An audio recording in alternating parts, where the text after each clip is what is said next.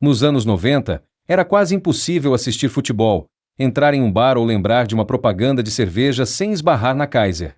Ela tinha personagem famoso, ligação com clubes de futebol, presença nacional e chegou a liderar o maior mercado consumidor do país.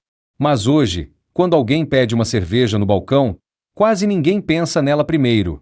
E essa é a pergunta que guia toda esta história.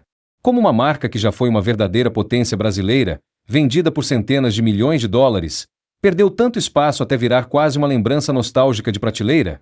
Tente lembrar da última vez que você viu alguém pedir uma Kaiser gelada no balcão de um bar de bairro. A resposta não está apenas no sabor da cerveja. Ela está em uma guerra por geladeiras, contratos, caminhões, bares e pontos de venda em todo o Brasil. A Kaiser nasceu como uma arma comercial dentro de uma disputa bilionária. E quando perdeu justamente a força que a criou, ela começou a desaparecer, aos poucos, da cabeça do consumidor brasileiro. Para entender essa queda, é preciso voltar ao início da década de 1980. Naquela época, Brahma e Antártica não eram apenas cervejarias fortes. Elas eram estruturas de poder dentro do mercado brasileiro, com marcas tradicionais, fábricas, distribuição e uma vantagem decisiva sobre praticamente qualquer concorrente que tentasse entrar. Essa vantagem tinha um nome: venda casada. As cervejarias usavam a força das suas marcas de cerveja para empurrar também os refrigerantes. Na prática, o dono do bar só conseguia comprar a cerveja que atraía clientes se também aceitasse levar o refrigerante da mesma empresa. E quem ficava de fora dessa negociação era justamente a Coca-Cola. Foi nesse ponto que Luiz Otávio Poças Gonçalves enxergou uma oportunidade. Ele era dono da franquia da Coca-Cola em Minas Gerais e percebeu que a empresa tinha o refrigerante mais forte do mundo, mas não tinha uma cerveja para disputar espaço no balcão. Sem cerveja, os engarrafadores perdiam poder de negociação dentro dos bares. A solução de Poças foi simples na ideia, mas ousada na execução. Se faltava cerveja, ele criaria uma.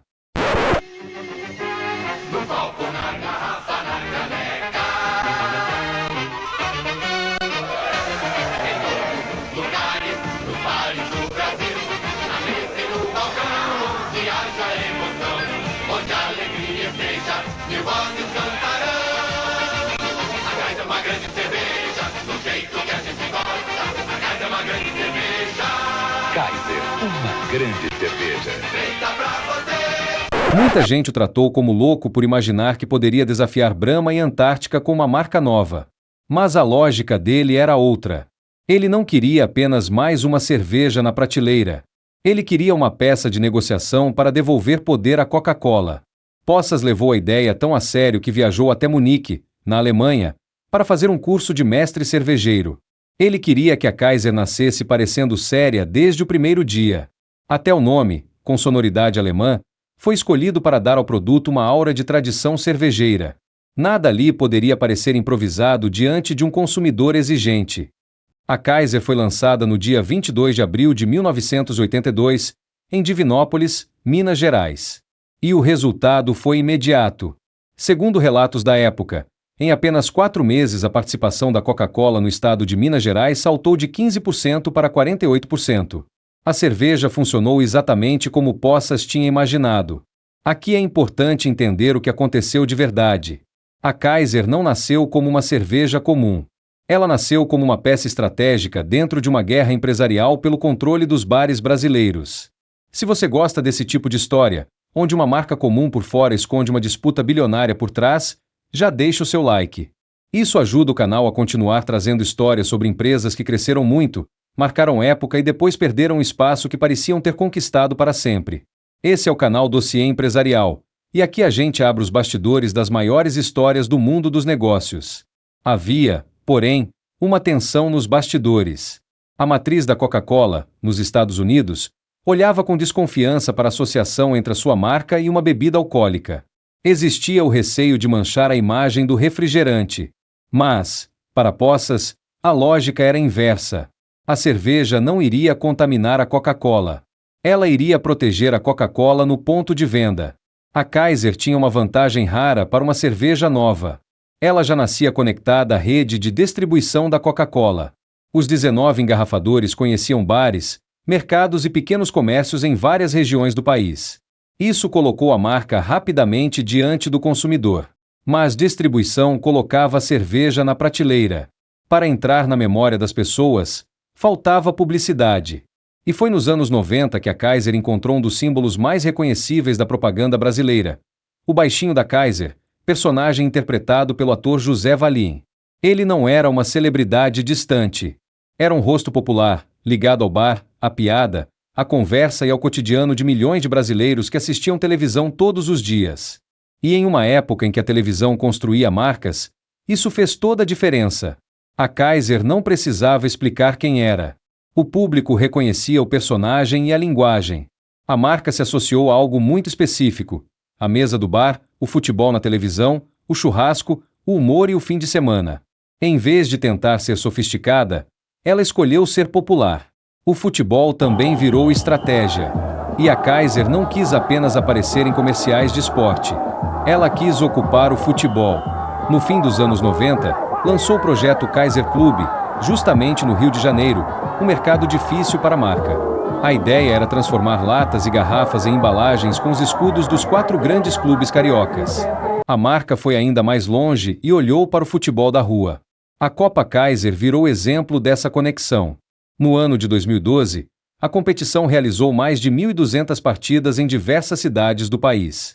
O torneio teve público superior a 1.500.000 pessoas, em cidades como São Paulo, Belo Horizonte, Curitiba, Ponta Grossa, Blumenau e Porto Alegre.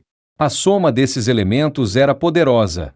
O baixinho dava o rosto, o futebol dava o território, e a Coca-Cola dava capilaridade por todo o Brasil, em milhares de pontos de venda. Juntos, esses fatores transformaram a Kaiser em algo muito maior do que uma cerveja nova. No fim dos anos 90, ela viveu o seu auge. Em 1999, ocupava o 2º lugar em vendas no Brasil, com cerca de 26,2% de participação, atrás apenas da poderosa Brahma. No ano 2000, registrava 17,2% do mercado nacional, na 3ª colocação. E, no estado de São Paulo, o maior do país, chegou à liderança, com cerca de 34%. Para uma cerveja criada em Minas Gerais menos de 20 anos antes, isso era quase a prova definitiva de que a aposta de Poças tinha dado certo. Mas, por trás dos números, havia uma fragilidade enorme se formando. No fim dos anos 90, o mercado de cerveja passou por uma transformação profunda. Boa noite. As companhias Antártica e Brahma, atentas ao futuro e à velocidade da globalização, se uniram para disputar o competitivo mercado mundial de bebidas. É isto mesmo. A Antártica e a Brahma se juntaram para formar a Companhia de Bebidas das Américas, a Ambev. Esta união cria uma multinacional verde-amarela que é, desde hoje, uma das 5 maiores empresas de bebidas do mundo. Brahma e Antártica, as 2 rivais históricas da Kaiser, se uniram e deram origem à Ambev. O que antes era uma disputa entre 2 empresas separadas virou uma única companhia gigante. Isso mudou completamente o jogo. A Kaiser tinha nascido para enfrentar Brahma e Antártica separadamente. Agora, precisava enfrentar as 2 reunidas em uma só estrutura, muito maior e muito mais eficiente. Era uma companhia com escala industrial, marcas poderosas, distribuição agressiva e enorme capacidade de execução em todo o território nacional. E havia outro detalhe importante. A estrutura acionária da Kaiser já era complexa. A própria Coca-Cola tinha comprado 10% da empresa em 1984. A holandesa Heineken havia adquirido cerca de 14% ao longo dos anos 90. Quando muitos interesses cercam uma marca, cada decisão tende a ficar mais lenta. Em março do ano de 2002, veio o que muitos enxergaram como a consagração da marca. A cervejaria canadense Molson comprou a Kaiser por cerca de 765 milhões de dólares. Parte do valor foi paga em ações da própria Molson. À época, a Kaiser tinha 8 fábricas e participação relevante no mercado brasileiro. No papel, tudo apontava para uma nova fase. Uma multinacional com capital, ambição e gestão internacional assumia uma marca de presença nacional. Para a Kaiser, havia promessa de investimento e reposicionamento. Mas, no mercado, uma venda nem sempre é uma chegada. Às vezes, ela é apenas o começo de uma ruptura silenciosa. E foi exatamente isso que aconteceu. A Kaiser sempre teve uma força acima de qualquer outra: a distribuição. Ela nasceu forte justamente porque entendia que vencer a guerra da cerveja era ocupar o ponto de venda. Pois foi exatamente nesse ponto que ela começou a ruir. Sob o comando da Molson, a empresa tentou mexer no próprio sistema de logística. Uma cerveja que não está no lugar certo, no momento certo, perde antes mesmo de o consumidor decidir. Ela perde disponibilidade, hábito e lembrança. E cada ponto de participação tinha um peso enorme. Naquele mercado, estimava-se que cada ponto percentual podia representar algo próximo de 100 milhões de reais em receita por ano. A queda foi brutal. A Kaiser caiu de 17,2% para algo perto de 8,5% de participação. Foi atropelada até por uma concorrente que antes parecia modesta, a Skin Cariol. A Molson tentou reagir. No ano de 2004, a Kaiser foi tratada quase como uma marca recomeçando do zero. No ano de 2006, veio uma virada que mostra o tamanho do estrago. A mexicana FEMSA comprou 68% da Kaiser por apenas 68 milhões de dólares. A Molson ficou com 15% e a Heineken com 17%. A FEMSA, dona das marcas Sol e Tecate e a maior engarrafadora da Coca-Cola na América Latina, tentou voltar ao modelo original de vendas. Logo na primeira semana, demitiu 426 vendedores ao unificar as áreas de distribuição da Coca-Cola e da cerveja. Ainda assim, a marca não conseguiu reagir como esperado. Então, em 2010, veio a mudança que definiu a situação atual. A Heineken comprou o negócio de cerveja da FEMSA em uma operação internacional avaliada em cerca de 7,6 bilhões de dólares, incluindo dívidas. Com isso, a Kaiser passou definitivamente para o portfólio da Heineken no Brasil, sob um novo comando. Hoje, a Kaiser continua existindo. Ela faz parte do portfólio da Heineken no Brasil. Então, dizer que a Kaiser acabou seria incorreto. Mas dizer que ela perdeu o protagonismo é apenas a verdade. Ela saiu do centro da disputa cervejeira e passou a viver no lugar da memória, da nostalgia e de uma presença secundária no mercado. A grande lição da Kaiser é esta. Ela nasceu vencendo a guerra da distribuição e morreu, comercialmente falando, perdendo essa mesma guerra. A força que a criou foi a mesma força que, ao ser desmontada, derrubou a marca.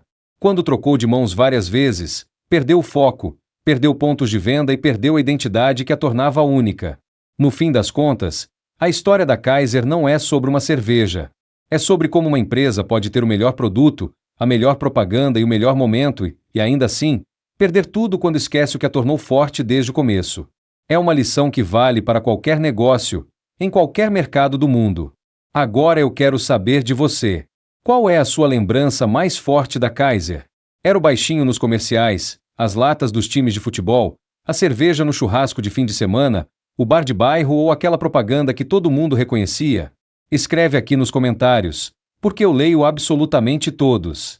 Histórias como essa só ficam completas quando aparecem também as memórias de quem viveu aquela época. E se você chegou até aqui, já deixa o like e se inscreve no canal Dossiê Empresarial, ativando também o sininho das notificações. Assim você não perde nenhuma das próximas histórias dos bastidores do mundo dos negócios. Um forte abraço e até o próximo vídeo.